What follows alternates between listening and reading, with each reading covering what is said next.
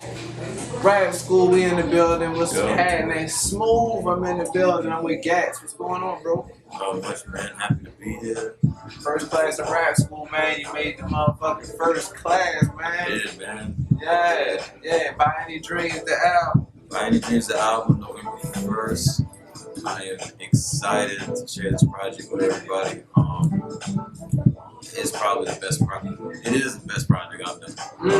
Best project I've done. How many projects you done before this? This is gonna be number 5. Number 5, okay. Are the other ones available where they can find them now? Yeah. Starship Jericho and Heel TV. The last 2 albums I did, those are on iTunes right now. Blue Tape and Red Tape, those are kind of like collected editions. You gotta find those on the internet somehow. Blue Tape, Red Tape. Yeah, you gotta find those somehow. But as far as my last 2 like official albums, those are on iTunes. You can find me GAT $. Yeah, GAT $. Please do not forget the $. So yeah, man. But I'm really excited about this project. It's actually the shortest time that I ever spent on a project, which is kind of odd. I usually take like 9 months to a year working on something. This was like 6 months. Wow. Done. Shit, like when I originally found out about you in the beginning, I think maybe it was 1-2 years ago, I came into contact with you being Gatsby. Yeah. It was the whole Gatsby, like the great Gatsby, you know what I mean? So how did we get it from Gatsby to Gats? Break that down. Well, like Great Gatsby, like it's always been like a reference point of mine. It's just like in the actual novel, like the character, he is driven by whatever ends that he has to take in order to get the things that he wants done accomplished. And like I adopted the moniker because I felt the same way. I kind of had the same connection. So you actually chose the name Gatsby from the Great Gatsby? Yeah, I did. Shit, that's fucking dope, bro. And what ended up happening? Yeah, thank you. What ended up happening is after my name started kind of like getting around and like people started noticing, I had a conversation with my manager and it was just like, well, we don't want to get sued for the name because it's such a, such a big deal legally. Yeah. Right. And I was like, it'd just be funny, like I just dropped the UI and just put a $sign on it like everybody else and I'll be straight. And out of that joke, it ended up sticking. Wow. So yeah, it's been Gats ever since. Gats. It's from Gatsby, the Great Gatsby. Whoa. I remember reading that book, man, and I was like in middle school or some shit, man. Yeah. I had to read that shit for school. I did not want to read that book. That shit was boring as a bitch, boy. That shit was talking about how he had a big ass house. That's all I remember. He had a big ass house. Big ass house. Yeah. Yeah, he was a bootlegger though. So like, did you actually read the book? I actually read the book. The whole book. The whole book. Oh, they came out with a movie for that shit too, huh? They got like 3 or 4 movies with that shit. But they had it more recently, Leonardo DiCaprio. Like about 3 years. Yeah, that's ago. the one I remember. Yeah.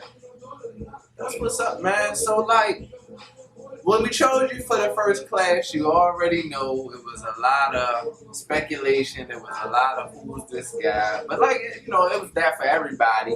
But more specifically, you know what I mean? A lot of people was kind of wondering who Gats was, but little do they know you done a lot of shit, bro. So go ahead and let them know some of the credentials that you had done, some of the openings that you've done, because I know you done open for a few people. Yeah. So yeah. Let us know. All right. Let's see. Okay. So, I've opened for Currency. Currency. ASAP Ferg. ASAP Ferg. I went on tour with Rob Banks and Mikey Rocks. Okay. Kevin Gates, Dizzy Wright. I was at the Rollin' Loud tour. 2 years. Ooh. I did Takeoff Landon. Damn. Who else I done open for? A lot of people. just Caskey from Cash Money. I did collab tracks with Fiend from Jet Life and No Limit. Sean Chris, who's Timbaland's artist, I work with him. I work with Black Metaphor, who is produced for Jeezy, Isaiah Rashad. I work with Busy Crook, who's on Native American Festival, doing big things. Bang. I've been around, man. I've been around. Yeah, out of everybody in the first class, man, I think you one of the top ones that's, you know, you've been out there doing a lot of shit, man. And that was kind of like, I mean, a lot of that, like, that's a little bit of the resume, you know? Like, I've done a good amount of things and, you know, paid a lot of dues.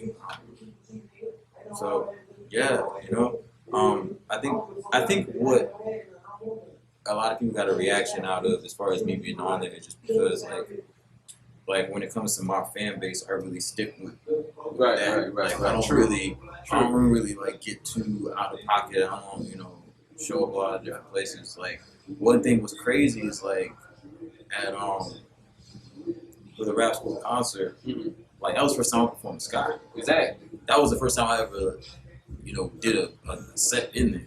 But then like I didn't like open up for Awful Records or work with, or you know, performed at Crowbar in front of like 600 people. I done performed at State Theater in front of almost 1,000 people. I done performed at Janice Live. I done performed at the Orpheum countless times. I had an album release party at the Ritz. Yeah. I don't know any other rapper in Tampa who had an event at the Ritz.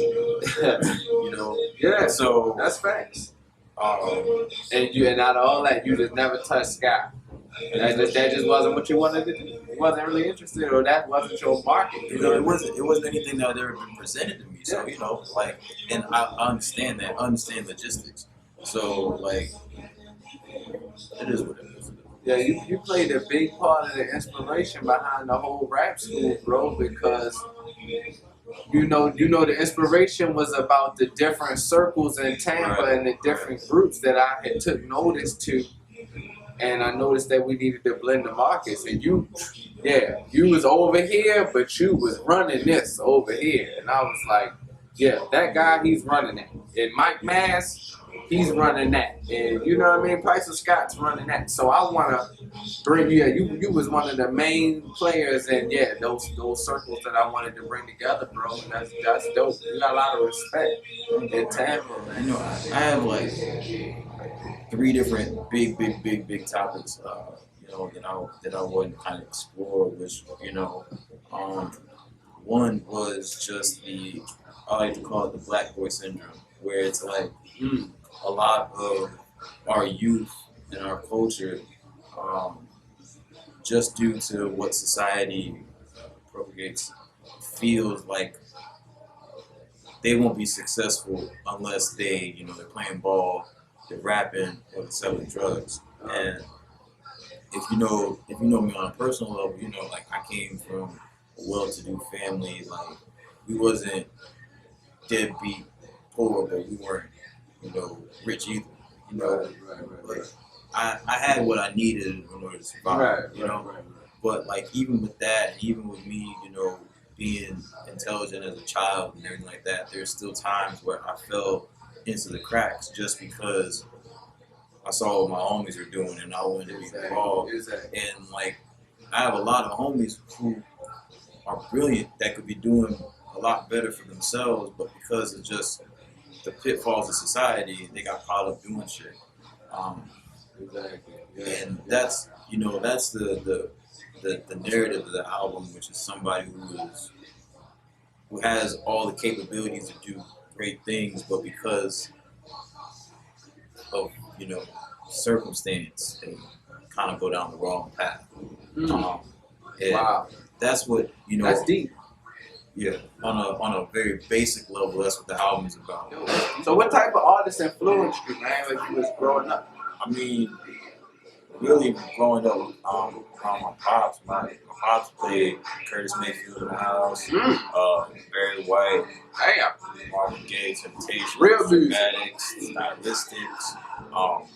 This was your pop. Yeah, Yeah, that Damn. was Where your pop from, bro? He's from the West Indies. Wow, yeah, he played that real music, bro. So, like that was what I grew up listening to. And then when my bigger cousin came around, that's when I really started getting into hip hop. And I was listening to DMX, Outkast. Wait a minute, hold up. Which X though? You talking about Is Dark and Hell is Hot? We're talking about It's Dark and Hell is Hot. Yeah. That was literally like, ground zero for me. Yeah, that crazy. I was a big Rough Riders fan. Listening to a lot of Styles P growing up. Okay. No Limit. I can see that. And then as the years progressed, I was listening to 50. I was listening to Dipset. You from where you born and raised in Tampa? I was born in Hawaii. Born in Hawaii. Yeah, I was raised where? Raised here. Raised here in Florida, though. Yeah. No East Coast. Nope. Dog, I didn't leave Florida to do anything until my 9th grade year in high school. Yeah, so I mean, wow. I just... You was on that 50, Dipset, Jay, Kanye, like that. You was right eye to eye with me, bro. Yeah. I'm in Baltimore, you down here, but we listening to the same shit. Yeah, that's crazy. That's crazy. I wasn't really listening to like a lot of Southern shit other than Outkast and Jeezy. Like that was really like my extent of like the South until I got until I was about to graduate, and that's when I really started like venturing out and listening to other dudes and listening to a lot of Rich Boy, Big Crit, Rich Boy, Rich Boy. First of all, that Rich Boy album is so hard. Wait a minute. Yes. You talking about? I'm talking about one nigga that looked like I don't even know what that nigga looked like, but the one nigga that throw some D's on that. Yeah, but that album he was wrong. That album has some joints on there, dog. Wow. That album has some joints on there. Go back to it. But listen, bro, man. How can they find you on the social networks and stuff like that? Social networks, Instagram, Twitter, SoundCloud, it's all Gats 813. Gats 813. Gats 813. If they look for me anywhere else, like on YouTube, just search Gats with the $sign. You'll see my videos. Then I got the website gats813.com.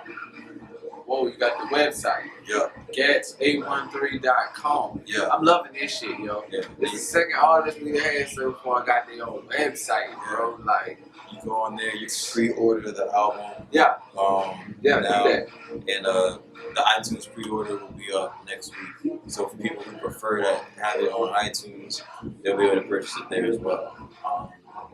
Yeah. That's dope, bro. Before we go, do you skateboard? I used Did to. you skateboard? But like I got a really, really, really bad ankle. So like when I was learning, like I was just like trash at it. Like I can ride the board and I can ollie, and that's about it. That's about it. Were you in the wrestling? Of course. I see you. Yeah. Of course. NWO, heavyweight belt. Like, okay, I gotta ask. I watch wrestling every week without fail. Okay, who is your favorite wrestler all time? All time? Chris Jericho. Wow. Shawn Michaels is a close second. Y2K HBJ. I mean HBK. Yeah. HBK. Yeah. I was a wrestling head too, man. Yeah. I was a wrestling head too. That's dope. But yeah, man, it was good chopping it up with you, man. Everybody go pre-order the album now. Gats813.com. November 1st. You already know the album comes out by any means. Gats in the building, man. Skool first class. Thank you. Salute.